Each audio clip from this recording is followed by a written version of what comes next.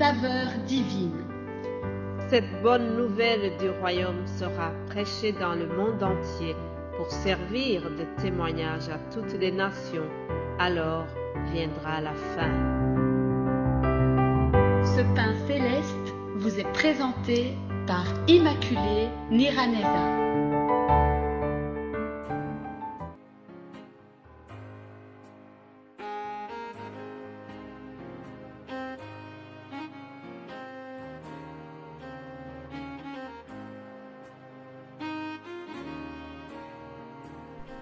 Bienvenue très chers amis à l'écoute de l'émission Saveur divine.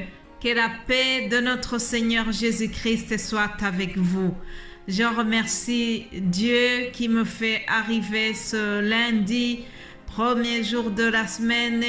Le mois de janvier est presque fini. Nous rendons grâce au Seigneur qui nous a gardés, qui nous a protégés pendant ce début de l'année 2023. Si je suis en train de vous parler, c'est vraiment une preuve que tout va bien, que je suis en bonne santé, que je peux élever ma voix pour vous partager la parole de Dieu. Alors, je remercie le Seigneur pour cela. Toi qui m'écoutes, si tu es aussi en bonne santé, remercie le Seigneur pour ta vie, pour le souffle de vie qu'il nous a donné aujourd'hui. Et si tu m'écoutes en ayant une santé qui n'est pas bonne, alors je te fortifie. Je viens te dire que la main de l'Éternel te touche, que la main guérissante de Jésus te touche et que tu puisses aussi te relever et que tu puisses remercier Dieu qui t'aura guéri. Alléluia. Je vous propose de commencer notre émission par la louange à notre Dieu. Ah oui, chers amis, je ne sais pas continuer sans d'abord rendre hommage, honneur à notre Seigneur.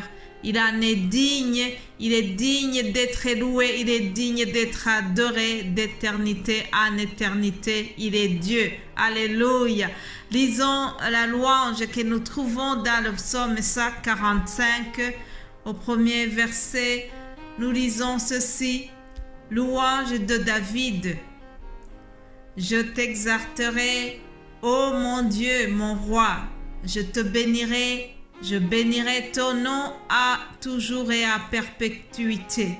Chaque jour, je te bénirai et je célébrerai ton nom à toujours et à perpétuité. L'Éternel est grand et très digne de louange et sa grandeur est insondable. Que chaque génération célèbre tes œuvres et publie tes hauts faits. Je dirai la splendeur glorieuse de ta majesté. Je chanterai tes merveilles. Alléluia. Mes bien-aimés de Dieu, en commençant notre semaine, chantons les merveilles de Dieu. Adressons-lui toute notre reconnaissance pour nous avoir protégés. Savez-vous que notre Dieu, il combat pour nous? Il y a des combats que nous connaissons et il y en a d'autres que nous ne voyons pas de nos yeux. Mais chaque jour, il nous protège. Chaque jour, il combat pour nous. Alors, nous devons vraiment lui remercier. Alléluia. Mes remerciements s'adressent également à vous tous qui m'encouragez dans cette émission, à mes frères et sœurs qui se dévouent pour préparer les enseignements et vous partager aussi la parole dans d'autres langues, c'est-à-dire en anglais, en swahili, en kinyarwanda et kirundi. Vous tous, vraiment, que Dieu vous bénisse abondamment pour l'amour et pour le soutien que vous témoignez à l'égard de cet appel de saveur divine. Alléluia, que toute la gloire revienne à notre Seigneur. Alors, si vous êtes des habitués de l'émission, vous savez que chaque semaine, chaque lundi, nous avons un nouveau thème. Et je voudrais vous signaler que pendant la semaine qui est devant nous, nous allons changer un peu de style d'enseignement et nous allons plutôt faire comme une étude biblique, c'est-à-dire nous allons nous concentrer sur un personnage de la Bible. Alors ça sera la personne de Timothée. Timothée que nous trouvons dans le Nouveau Testament, bien sûr. Nous avons les 2 épîtres de Paul à Timothée. Nous ne pouvons pas parler de Timothée sans parler de l'apôtre Paul, parce qu'ils ont fait le travail ensemble. Le titre de mon message aujourd'hui, ou bien le titre de la vidéo que vous regardez, c'est Timothée, un fils bien éduqué. Je répète, Timothée, un fils bien éduqué. Il y a une parole dans les Proverbes. Proverbe 22, verset 6, nous lisons « Instruis l'enfant selon la voie qu'il doit suivre, et quand il sera vieux, il ne s'en détournera pas. » Voilà, c'est ce qui est arrivé à Timothée. Il a reçu une très bonne éducation. Sa mère et sa grand-mère lui ont parlé de Dieu. Ils l'ont éduqué dans la voie du Seigneur et Timothée ne s'est pas détourné du bon chemin qu'on lui avait montré dès son enfance. Là, j'ai commencé déjà à vous enseigner sur le profil de Timothée. Qui est-il vraiment? Timothée, Paul l'appelle son fils bien-aimé dans la foi. Paul l'a engendré aussi dans la foi. Mais bien-aimés de Dieu, nous avons des enfants qui naissent de nous de manière physique par le sang, mais nous devons aussi aspirer à engendrer des enfants au niveau spirituel. Nous devons avoir des filles et des fils dans la foi. Alors Timothée était le fils bien-aimé de la foi de Paul. Bien entendu, avant que Timothée soit le fils dans la foi, il est né d'une mère qui s'appelle Eunice et sa grand-mère Loïs.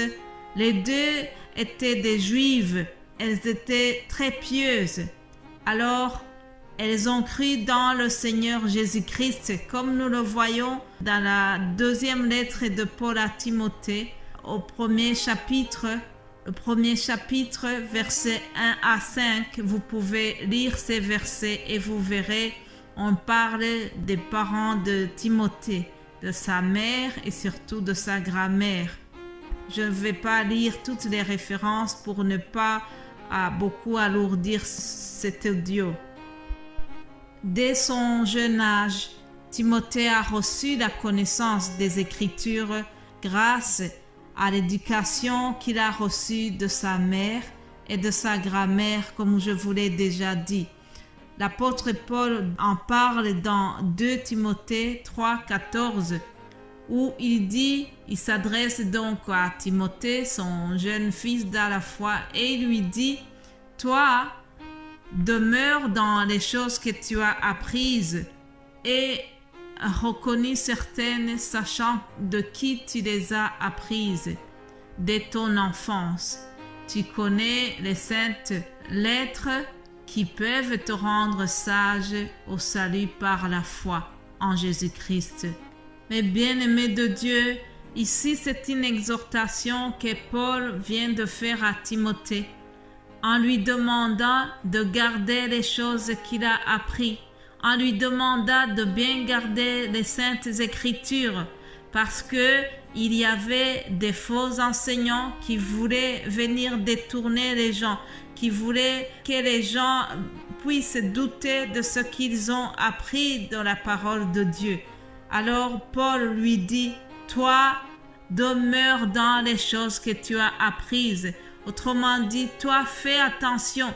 La parole de Dieu que tu as apprise de ta mère et de ta grand-mère, garde-la serrée dans ton cœur, que personne ne vienne te tromper et te dire autre chose. Chers amis, cette exhortation nous concerne aussi.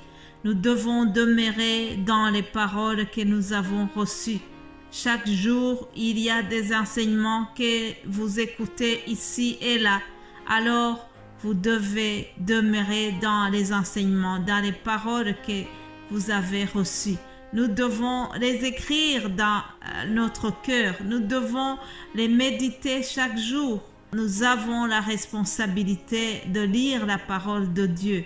Et ce qu'il y a de meilleur à faire, c'est que nous devons mettre cette parole en pratique. Alléluia. Mettre la parole en pratique, c'est ce que nous recommande aussi Jacques. Il dit, mettez en pratique la parole et ne vous bornez pas à l'écouter en vous trompant vous-même par des faux raisonnements. Si quelqu'un écoute la parole et qui ne la met pas en pratique, il est semblable à un homme qui regarde dans un miroir son visage naturel et qui, après s'être regardé, s'en va et oublie aussitôt comment il était.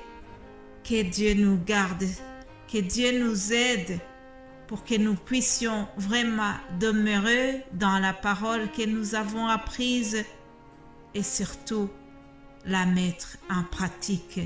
Voilà ce qui nous est recommandé aujourd'hui. Voilà, chers amis, je termine pour aujourd'hui, mais demain, je continue cette réflexion à propos de l'épître de Paul à Timothée. Soyez bénis au nom de Jésus-Christ. Amen. Amen.